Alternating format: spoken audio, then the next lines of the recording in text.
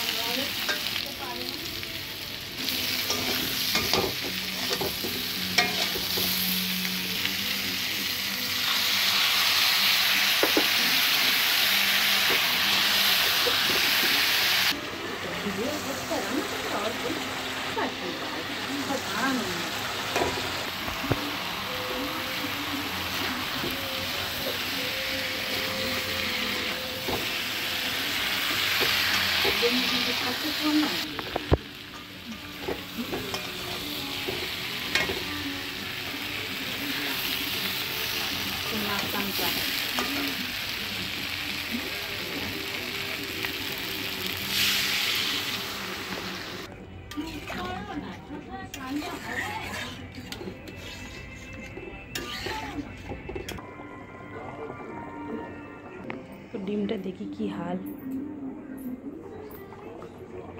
তরকারি দেরি আছে এখন, রে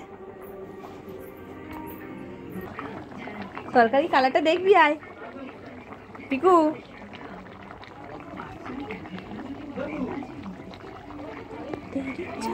হ্যাঁ দাঁড়াও, তরকারিতে ডিম দিচ্ছি।